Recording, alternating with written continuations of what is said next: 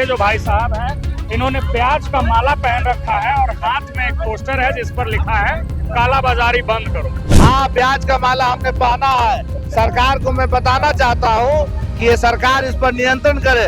तेल पेट्रोल का दाम बढ़ गया, सब चीज में महंगाई हमारे ही देश में लागू होगा। बगल में भी हैं जिनके हाथ में एक पोस्टर है जिस पर लिखा है महंगाई मैन मोदी। पहले हम लोग टीवी पे सुनते थे कि 200 रुपये 300 रुपये पाकिस्तान में श्रीलंका में होता है।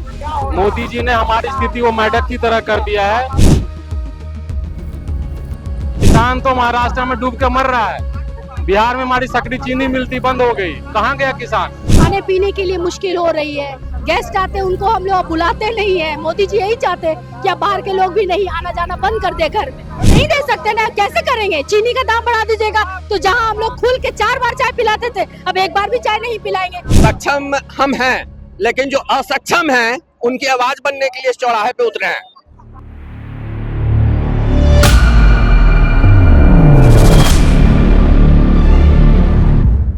आमतौर पर आप लोगों के गले में सोने चांदी और रुद्राक्ष का माला देखे होंगे, लेकिन हमारे पीछे जो भाई साहब हैं, इन्होंने प्याज का माला पहन रखा है और हाथ में एक पोस्टर है जिस पर लिखा है काला बाजारी बंद करो। बिल्कुल, किन चीजों को लेकर आप यहाँ हैं? और लोग सोना चांदी का माला पहनता है, प्याज का माला का? हाँ, प्याज का माला हमने पहना है। सरकार को मैं बताना चाहता हूँ कि ये सरकार इस पर नियंत्रण करे।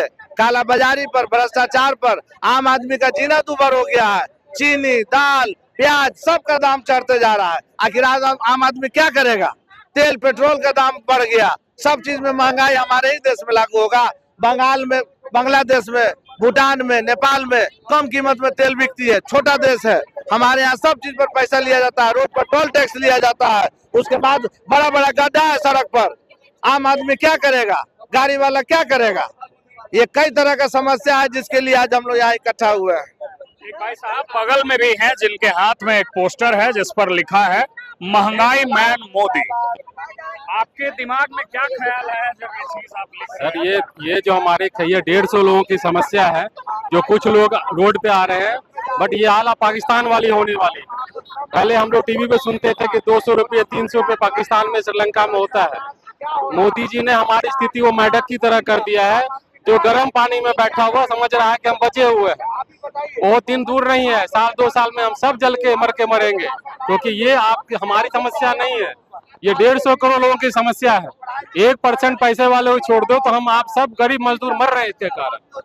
तो हम तो यही कहेंगे, हम हर जनता को कहेंगे कि आप रोड पे आओ और इनको नींद से, कुंभकर्ण के नींद से जगाओ।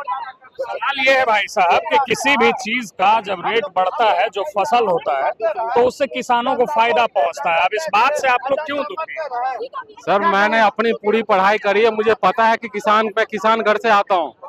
मेरे माताजी आदर्श किसान हैं, तो हमसे ज्यादा किसान की तकलीफ कोई नहीं। सर, हमें पढ़ा लिखा के MBA करा, हमने पढ़ा। को इसका फायदा नहीं पहुंचा? अरे सर, वो मोदी जी के भाई जो है ना, अडानी अंबानी, उनके घर जा रहा है। कोई किसान को कुछ नहीं मिल रहा है। किसान तो महाराष्ट्र में डूब के मर रहा है। बिहार में हमारी सकड़ी चीनी मिलती बंद हो गई, कहाँ गया किसान? कोई किसान नहीं है। ये मोदी जी के जो जितने हमारे लोग हैं अगल बगल के, वो आनंद ले रहे हैं। कहाँ घर है भाई साहब? हमारा घर दरभंगा हुआ।